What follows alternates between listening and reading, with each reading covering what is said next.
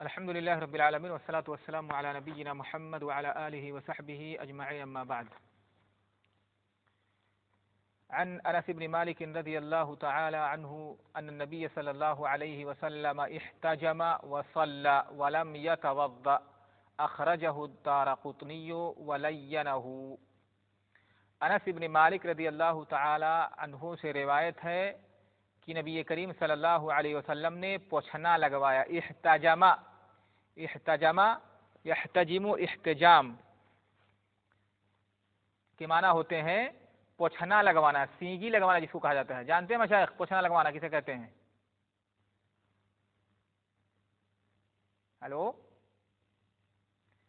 پوچھنا لگوانا یا سینگی لگوانا نہیں جانتے ہیں؟ ہاں، تو یہ پوچھنا لگوانا یا سینگی لگوانا ایک ہوتا ہے، طریقہ اس کا ہوتا ہے کہ پہلے تو لوگ ایک سینگی کی طرح سے ایک آلہ ہوتا تھا، ٹھیک ہے، جس کو محجم کہتے ہیں عربی میں، جس کو محجم کہا جاتا ہے، میم کے کسرہ کے ساتھ محجم، جس کے ذریعے سے یعنی پوچھنا لگایا جاتا ہے، سینگی لگایا جاتا ہے، جس کو عربی میں حجامہ کہتے ہیں، الحجامۃ. تو ایک آلہ ہوتا ہے سینگ کی طرح سے ہوتا تھا، اس کی وجہ سے اس کو سینگی لگوانا کہتے ہیں. تو کہیں پر جسم سے یعنی جیسے پیر میں یا گردن کے پاس یا کہیں پر جسم میں جب فاسد خون ہو جاتا ہے کچھ اس طرح سے، جس کی وجہ سے درد ہوتا ہے انسان کو وہاں پر، تو کہ علاج کے لیے بطور علاج کیا کرتے ہیں، وہاں سے سوئی وغیرہ اس طرح سے چبھو کر کے پھر وہ سینگی رکھ کر کے آدمی یعنی اپنے منہ لگا کر کے خون کو کھینچتا تھا، چوستا تھا، اور لہذا جسم وہاں پر سے خون کو کچھ فاسد یا اس طرح سے خون ہوتا تھا جس کو نکال لیا جاتا تھا، جس سے آدمی کو راحت ملتی ہے اور آرام ملتا ہے اس جگہ پہ، ٹھیک ہے. تو اسی کو کہتے ہیں سینگی لگوانا، پوچھنا لگوانا. آج کل تو یعنی سینگی نہیں ہوتا بلکہ مختلف قسم کے آلات آ گئے ہیں جس سے کہ وہاں پر رکھ کر کے اور یعنی سوئی کی طرح سے اس طرح ہوتا ہے اور جگہ جگہ اس طرح چبھو دیا جاتا ہے اور وہاں رکھ کر کے اس طرح سے خون کو کھینچا جاتا ہے دھیرے دھیرے، ٹھیک ہے. تو وہ خون جب نکل جاتا ہے وہاں سے تو آدمی کو ایک طرح سے راحت ملتی ہے اور آرام ملتا ہے، تو علاج کے طور پر ایسا کیا جاتا ہے، ٹھیک ہے. تو چونکہ اس کو پہلے زمانے میں یا ابھی بھی ہو سکتا ہے کہیں پر لوگ کرتے ہوں، سینگی ہوتی تھی، ایک سینگ کے مانند ایک آلہ ہوتا تھا سینگ کی طرح سے، تو سوئی سے اس طرح سے چبھو دیتے تھے جہاں پہ خون نکالنا ہوتا تھا، پھر اسی طرح اس سینگ کو وہاں پر رکھ کر کے اور آدمی منہ لگا کر کے اپنے منہ سے اس طرح سے کھینچتا تھا خون کو، اور اس سینگ میں آ کر کے خون جمع ہو جاتا تھا، پھر اس کو پھینک دیا جاتا تھا. تو اس طرح سے علاج کیا جاتا تھا. تو علاج کا ایک طریقہ ہے سینگی لگوانا، پوچھنا لگوانا اس کو کہا جاتا ہے. تو احتجمہ، اللہ کے رسول صلی اللہ علیہ وسلم نے سینگی لگوایا یا پوچھنا لگوایا. وصلی، اور آپ نے نماز پڑھی. ولم یتوضا، اور آپ نے وضو نہیں کیا. اخرجہ الدارقطنی ولینہ، امام دارقطنی نے اس حدیث کو اپنی کتاب سنن کے اندر روایت کیا. ولینہ، اور اس کو لینا یلین تلئین کے معنی ہوتا ہے نرم بنانا، یعنی ضعفہ کے معنی میں اس کو ضعیف قرار دیا ہے کہ اس حدیث کے اندر ضعف ہے، فیہ لیل، اس کے اندر کچھ ضعف ہے. اور ضعف کی وجہ اس میں یہ ہے کیونکہ اس میں ایک راوی ہیں صالح بن مقاتل، ان کے بارے میں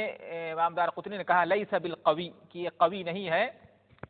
یعنی یہ راوی اتنے قوی نہیں ہے جن کی روایت کو لیا جائے، قبول کیا جائے اور ان سے استدلال کیا جائے. اسی وجہ سے کہا ہے حافظ بن حجر رحمہ اللہ نے کہ امام دارقطنی نے اس حدیث کو لین قرار دیا ہے، یعنی ضعیف قرار دیا ہے. تو یہ حدیث ضعیف ہے، یہ حدیث ضعیف ہے. اور حدیث سے یہ معلوم ہوا کہ یعنی اس حدیث سے جو مسئلہ ثابت ہوتا ہے کہ حجامہ لگوانا یا پوچھنا لگوانا یا جس کو کہہ لیجیے سینگی لگوانے سے وضو نہیں ٹوٹتا ہے یا یہ ناقض وضو نہیں ہے، بلکہ پوچھنا لگوانے کے بعد بھی آدمی کا وضو باقی رہتا ہے اور وہ نماز پڑھ سکتا ہے. لیکن یہاں پر کہا جا سکتا ہے کہ یہ حدیث کیا ہے، ضعیف ہے. ہاں، تو حدیث ضعیف ہے اور اس سے استدلال نہیں کیا جا سکتا. لیکن حدیث میں جو کہا گیا ہے کہ پوچھنا لگوانے سے گویا کہ وضو نہیں ٹوٹتا ہے، تو اگر یہ حدیث نہ ہوتی تب بھی کیا کہا جاتا کہ پوچھنا لگوانے سے وضو نہیں ٹوٹتا. کیوں؟ کیونکہ کوئی ایسی صحیح حدیث نہیں ہے، اللہ کے رسول سے ثابت نہیں ہے کہ جس سے معلوم ہو، جس سے استدلال کیا جائے کہ پوچھنا لگوانا یہ ناقض وضو ہے. تو گویا کہ وہ حکم اصل پر باقی ہے. تو ٹھیک ہے حدیث صحیح نہیں ہے, یعنی اس سے استدلال نہیں کیا جا سکتا ہے, پھر بھی اصل جو ہے اصل پہ یہ مسئلہ جو ہے جب کوئی حدیث اس طرح سے نہیں ہے کہ پوچھنا لگوانا یہ ناقض وضو ہے, تو گویا کہ حکم اس کا کیا اصل پر باقی, اور اصل یہ ہے کہ پوچھنا لگوانے سے وضو نہیں ٹوٹتا الا کہ کوئی دلیل ہو جس سے یہ ثابت ہو کہ پوچھنا لگوانا یہ ناقض وضو ہے, اور ایسی کوئی دلیل نہیں ہے. ٹھیک ہے.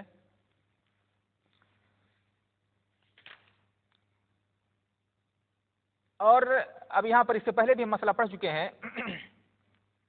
کہ جیسا کہ شیخ الاسلام ابن تیمیہ رحمہ اللہ فرماتے ہیں کہ علماء کا اس مسئلے میں اختلاف ہے کہ جو خون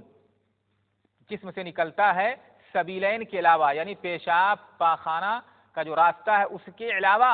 جسم کے کہیں اور جسم سے جو خون نکلتا ہے, چاہے وہ فاسد خون ہو, چاہے حجامہ کے ذریعہ سے, یا نکسیر ہو, یا قے ہو منہ کے راستے سے, یا کسی طرح سے, یا پھوڑا پھنسی ہو, یا زخم ہو کہیں پر,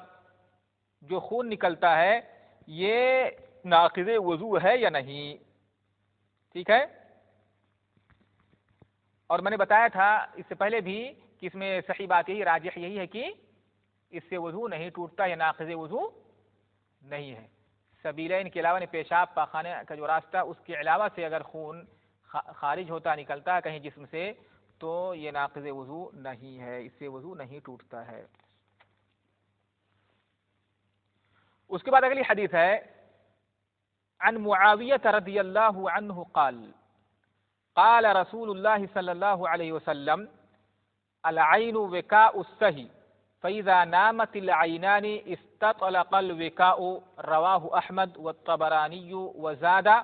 ومن نام فلیتوضأ.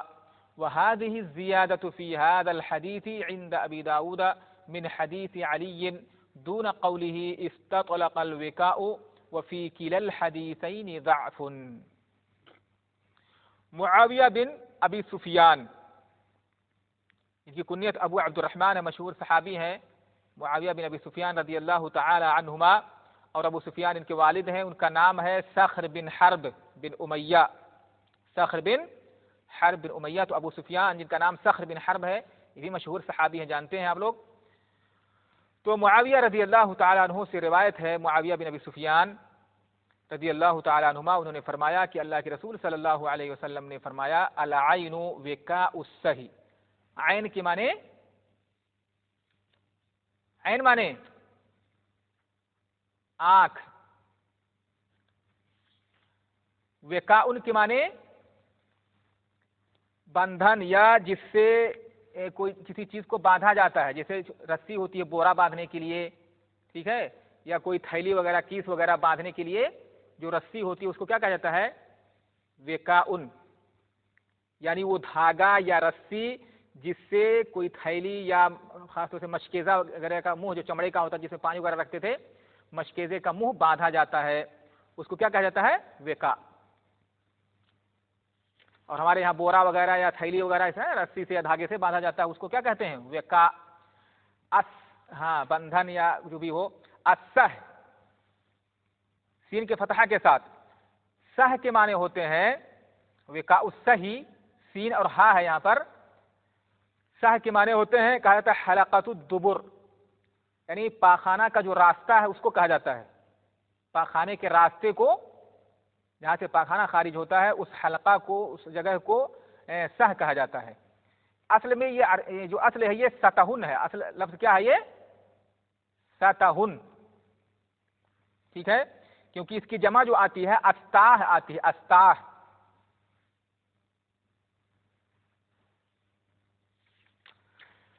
تو اللہ کے رسول صلی اللہ علیہ وسلم نے فرمایا کہ آنکھ, العین, اور آنکھ سے مراد یہاں پر عین سے مراد جنس ہے, یعنی آنکھیں, دونوں آنکھیں, انسان کی دونوں آنکھیں. آنکھیں وکاء السہی, یعنی چونکہ ہوا کا خروج, پاخانے کے راستے سے ہوا کا خروج ہوتا ہے جس سے کہ انسان کا وضو ٹوٹ جاتا ہے, ہوا کے خروج سے وضو ٹوٹ جاتا ہے. تو اللہ کے رسول صلی اللہ علیہ وسلم نے فرمایا کہ آنکھیں یہ یعنی ہوا کے خروج کے لیے, یعنی سہ کے لیے بندھن ہے. سہ کے لیے کیا ہے, بندھن ہے. یعنی اللہ کے رسول صلی اللہ علیہ وسلم کہنے کا مقصد یہ ہے، تم یہ کہنا چاہتے ہیں کہ انسان جب تک جاگتا رہتا ہے تو ہوا کے خروج پر کیا ہے، اس کا کنٹرول رہتا ہے کہ نہیں؟ لیکن جب سو جاتا ہے، انسان گہری نیند میں ہو جاتا ہے تو اس کا کنٹرول اس پر نہیں رہتا ہے، ہوا خارج ہو گئی، ہوا نکل گئی، اس کو کچھ پتہ نہیں چلتا ہے کہ نہیں مشائخ؟ تو اللہ کے رسول صلی اللہ علیہ وسلم نے فرمایا کہ آنکھیں یہ یعنی سہ کا بندھن ہے، یعنی انسان جب تک جاگتا رہتا ہے تو یہاں پر عین سے مراد چونکہ بیداری کی حالت ہے، آنکھ سے مراد یہاں پر حالت بیداری مراد ہے کہ حالت بیداری میں انسان کا کنٹرول ہوتا ہے اپنے جسم پر، اپنے آپ پر، ہوا کا خروج ہوا کہ نہیں ہوا، یا ہوا کا خروج ہونا تب بھی انسان کیا کر لیتا ہے، اس کو روک لیتا ہے۔ لیکن جب سو گیا تو پھر یہ بندھن کیا ہو جاتا ہے، ڈھیلا ہو جاتا ہے، جیسا کہ آگے فرمایا فَإِذَا نَامَتِ الْعَيْنَانِ، تو جب یہ دونوں آنکھیں سو جاتی ہیں، استطلقا کے معنی ہوتا ہے کھل جانا، استطلقا کے معنی کھل جانا، ڈھیلا پڑ جانا، الوقاء تو بندھن ڈھیلا پڑ جاتا ہے، بندھن کھل جاتا ہے، ایک تعبیر ہے۔ اور اس حدیث سے مراد یہ ہے کہ انسان جب تک جاگتا رہتا ہے تو یعنی اس کو اپنے جسم پر کنٹرول رہتا ہے، ہوا کا خروج ہوا ہے نہیں ہوا اس کو احساس رہتا ہے، اگر ہوا کا خروج ہونے والا تب بھی انسان اس کو کیا کر لیتا، کنٹرول کر لیتا، روک کر لیتا ہے۔ لیکن جب انسان سو جاتا ہے اور گہری نیند میں ہوتا ہے تو پھر اس کا ایک کنٹرول ختم ہو جاتا ہے، اسی کو اللہ نے کہا کہ اس کا بندھن ڈھیلا ہو جاتا ہے۔ ابھی اس حدیث سے جو مسئلہ ہے آگے بتاتے ہیں۔ رواہ احمد، اس حدیث کو امام احمد نے روایت کیا، اور طبرانی وزادہ، اور امام طبرانی نے بھی روایت کیا، اور امام طبرانی کی روایت میں یہ زائد ہے، اتنا لفظ، یہ جملہ زیادہ ہے، کہا ومن نام فلیتوضا، اور جو شخص سو جائے تو وہ وضو کر لے۔ وهذه الزیادۃ فی هذا الحدیث عند ابی داؤد، اور یہ زیادتی جو ہے ومن نام فلیتوضا اس حدیث کے اندر یہ ابو داؤد کی روایت میں بھی ہے، عند ابی داؤد، ابو داؤد رحمہ اللہ کے یہاں بھی ہے، لیکن معاویہ کی حدیث سے نہیں۔ وہ حدیث کس سے مروی ہے؟ حضرت علی رضی اللہ تعالیٰ عنہ کی حدیث ہے، من حدیث علی دون قولہ، لیکن یہ قول بھی ابو داؤد کی روایت میں نہیں ہے، استطلق الوقاء، یہ لفظ بھی اس میں نہیں ہے۔ اس کے بعد حافظ بن حجر رحمہ اللہ فرماتے ہیں وفی کلا الاسنادین ضعف، دونوں سندوں میں، جو معاویہ رضی اللہ عنہ کی حدیث ہے جو اس کی سند ہے، اور اسی طرح سے حضرت علی رضی اللہ تعالیٰ عنہ کی جو حدیث ہے، دونوں کی سندوں میں کیا ہے، ضعف ہے۔ علماء نے جو حضرت علی کی روایت ہے سنن ابی داؤد کے اندر، ٹھیک ہے، اس کو حسن قرار دیا ہے کہ مختلف طرق سے مل کر کے وہ حدیث حسن ہو جاتی ہے، حالانکہ دونوں سندوں میں ضعف ہے، لیکن جو معاویہ رضی اللہ تعالیٰ عنہ کی حدیث روایت ہے اس میں وہ سند جو ہے، اس سند سے یہ روایت کیا ہے، ضعیف ہے، اس سند سے یہ روایت ضعیف ہے، حالانکہ دونوں سندوں میں ضعف پایا جاتا ہے۔ خلاصہ کلام مشائخ اس حدیث کا یہ ہوا کہ اگر آدمی گہری نیند سو جاتا ہے تو اس کی وجہ سے اس کا وضو ٹوٹ جاتا ہے، اور یہ بھی معلوم ہوا کہ نوم حقیقت میں ناقض وضو نہیں ہے، معلوم ہوا کہ نہیں،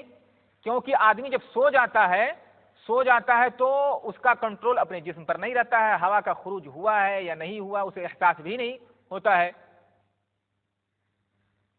لہذا ایسی صورت میں اسے وضو کرنا ہے، اس کا نوم کو، گہری نیند کو ناقض وضو کہا گیا ہے۔ لیکن اگر آدمی، اس سے پہلے بتا چکا ہوں، حدیث پڑھ چکے ہیں کہ آدمی مطلب اونگ آ جائے، اس طرح سے ہلکی پھلکی نیند ہو، چاہے لیٹا ہو چاہے بیٹھا ہو، جس حال میں بھی ہو، ہلکی پھلکی نیند ہے، آدمی کو شعور ہے، اس کا احساس باقی ہے، اپنے جسم پر اس کو کنٹرول ہے، اسے معلوم ہے، تو پھر ایسی صورت میں ہلکی پھلکی نیند یہ ناقض وضو نہیں ہے، اور حقیقت میں ناقض وضو ہے ہی نہیں، بلکہ یہ نوم جو ہے، نوم یہ ناقض وضو نہیں ہے، بلکہ یہ کیا ہے، نقض وضو کا مظنہ ہے۔ اس وقت یہ گمان، مطلب یہ غالب گمان ہے کہ ہوا کا خروج ہوا ہو گہری نیند میں اور انسان کو احساس نہ ہو، تو وہاں پر گہری نیند کو کہا جاتا ہے، گہری نیند سونے کی وجہ سے انسان کا وضو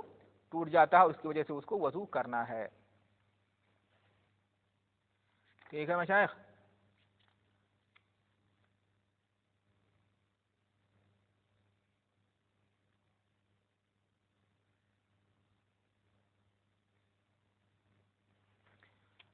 ٹھیک ہے، تو آج کا درس یہیں تک رہنے دیتے ہیں، اور اگر کوئی سوال ہو، کچھ اشکال ہو، آپ لوگوں کو نہ سمجھ میں آیا ہو تو آپ بالکل یعنی بلا جھجک پوچھ سکتے ہیں۔